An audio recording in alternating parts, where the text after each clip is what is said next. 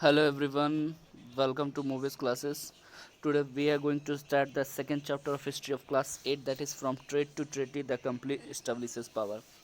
आज आप लोगों का क्लास 8 का हिस्ट्री का सेकंड चैप्टर स्टार्ट हो रहा है, वो है from trade to territory the company establishes power. देखो ये कंपनी जिसकी बात कर रही है वो कौन सी कंपनी है, तो ब्रिटिश ईस्ट इंडिया कंपनी, ठीक है, जिसको हम बोलते हैं ईस्ट इंडिया, ब्रिटिश की बात कर रही है, ठीक है। तो British first of all britisher जो हमारे इंडिया में आए थे वो ट्रेड के पर्पज़ से आए थे, ठीक है, ट्रेड के पर्पज़ से वो इंडिया में आए थे। लेकिन वो इंडिया में आने के बाद उन्होंने देखा कि बहुत सारे यहाँ हर तरह का सोर्सेज अवेलेबल है। तो धीरे धीरे ब्रिटिशर्स ने टेरिटरी पर कब्जा किया।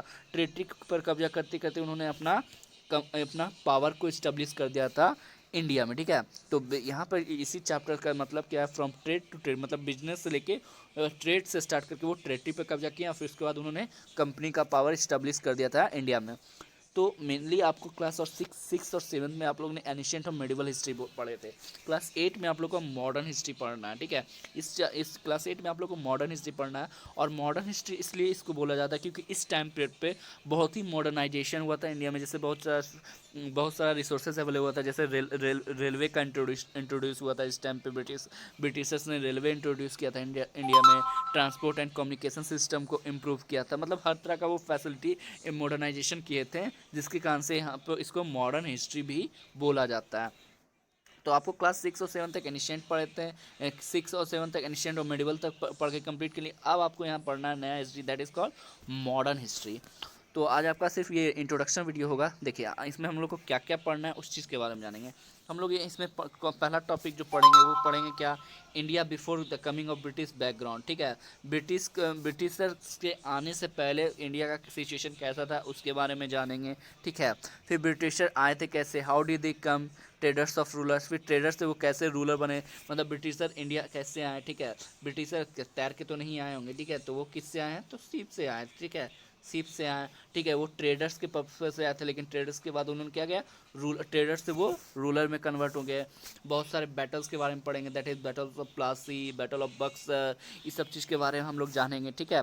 फिर आगे हम लोग पढ़ेंगे कैसे अपना ब्रिटिशर्स ने अपने पावर को एक्सपेंड किया, अपने बहुत सारा पॉलिसी इंट्रोड्यूस किया था, बहुत सारा चीज़ें जो कर चुके हैं इंडिया, उसके बारे में देखेंगे। तो इसमें जैसे पहला पॉइंट है क्या, सब्सिडी अलायंस के बारे में जानेंगे, सब्सिडी अलायंस क्या है उसके बारे में हम लोग जानेंगे। फिर डॉक्ट्रिन ऑफ लैस क्या है उसके बारे में जानेंगे। साथ साथ क्लेम टू पारामाउंटेंसी, ये इसके बारे में भी हम लोग जानेंगे। मतलब पूरा का पूरा हम लोग देखेंगे कि ये मतलब हम लोग स्टार्टिंग से कि इंडिया का ब्रिटिशर के आने से पहले का सिचुएशन हम लोग देखेंगे इस चैप्टर में। फिर आने के बाद वो कैसे आए वो देखेंगे, ठीक है, वो देखेंगे। साथ साथ ट्रेडर्स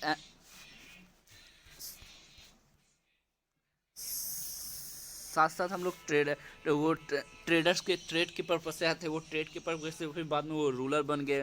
फिर बहुत सारे बैटल्स के बारे में हम लोग डिस्कस करेंगे। फिर अपने कैसे ब्रिटिश अपना रूल को पॉलिसी को स्पैन करता है, जिसमें से बहुत सारे रूल पॉलिसी हैं, जैसे सब्सिडी अलायंस है, डॉक्ट्रिन ऑफ लैप्स है, क्लेम टू पारामाउंट्रेसी है। फिर हम लोग देखेंगे क्या, बार भी टीपू सुल्तान एंड मराठा, मतलब हम लोग टीपू सुल्तान का लड़ाई और मराठा के बीच की लड़ाई के बारे में देखेंगे। Setting up a new administration, कैसे वो न्यू एडमिनिस्ट्रेशन सेटअप करते हैं, वो सब किस चीज़ के बारे में देखेंगे, ठीक है। ये सब सारा चीज़ हम लोग इस चैप्टर में देखेंगे, ठीक है। ये मतलब कंक्लूजन आप लोगों का क्या है कि इस चैप्टर में हम लोग को पढ़ना है मेनली क्या क्या है। इस चैप्टर में हम लोग क्या क्या पढ़ेंगे, मतलब क्या कि स्टार्टिंग से, मतलब हम ब्रिटिशर के आने से पहले का सिचुएशन देखेंगे। फिर वो आए कैसे वो देखेंगे, वो किस पर्पस से आए थे और वो पर्पस क्या था। वो ट्रेड के पर्पस से आए थे, लेकिन ट्रेड के साथ साथ वो क्या बन गए, इंडिया में रूल करने लगे, ठीक है। फिर हम लोग वहाँ पे बहुत सारा बैटल्स देखेंगे, जैसे कुछ कुछ मेन बैटल्स जो है, बैटल ऑफ प्लासी हो गया, बैटल ऑफ बक्सर हो गया, ठीक है। फिर हम लोगों ने कैसे वो अपने रूल और पॉलिसी को एक्सपैंड किया वो उसके बारे में जानेंगे। तो पहला सब्सिडरी अलायंस है, फिर डॉक्ट्रिन ऑफ लैप है, फिर क्लेम टू पारामाउंटेंसी है, ये सब चीज़ के बारे में डिस्कस करेंगे। साथ साथ हम लोग क्या बोले कि टीपू सुल्तान का वार को भी देखेंगे मराठा के साथ, सेटिंग हम न्यू एडमिनिस्ट्रेशन सेटअप किए हैं। अब देखिए यहाँ पर हम लोग बैकग्राउंड पहला टॉपिक थोड़ा सा देखते हैं, इंडिया का जो ब्रिटिशर्स के आने से पहले का टॉपिक थोड़ा सा देख लेते हैं। Jump from class 7 to 8, stills Mughals were represented India, ठीक है। शिट,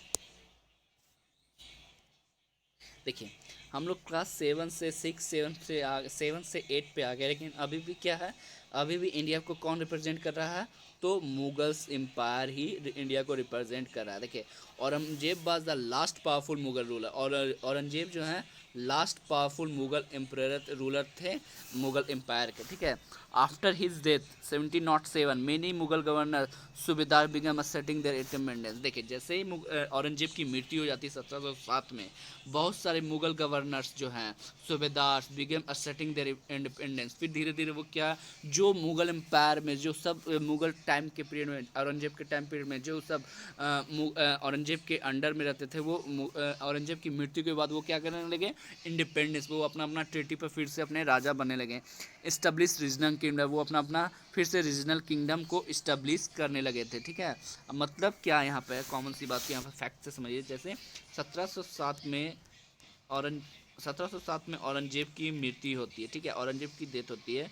तो औरंगजेब के डेथ के बाद जो भी रूलर्स थे वहाँ सूबेदार वगैरह, वो फिर से अपना रीजनल किंगडम इस्टेब्लिश करने लगे थे। पावर ऑफ दिल्ली वाज डिक्लाइंग, और दिल्ली का जो पावर था वो धीरे धीरे कमता चला गया।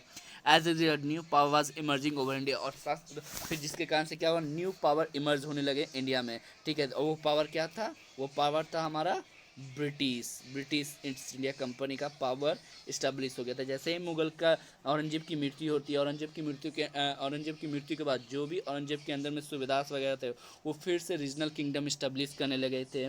जब रीजनल किंगडम इस्टेब्लिश हुआ, तो दिल्ली का जो पावर जो था पहले जरा, वो धीरे धीरे कमता चला गया, ठीक है, जिसके कारण से न्यू पावर इस्टेब्लिश हुआ, वो था ब्रिटिश इंडिया कंपनी का। ये आपका इंट्रोडक्शन वीडियो था, ठीक है। ये आपका सिर्फ आज के लिए इंट्रोडक्शन वीडियो था, मतलब इंट्रोडक्शन के साथ साथ मैंने आपका क्या सिचुएशन था इंडिया ब्रिटिशर के आने से पहले इंडिया का, ठीक है, वो मैंने कम्प्लीटली आपको बता दिया, ठीक है। आज के लिए इतना ही। तो आगे के video, stay connected, keep learning, thank you.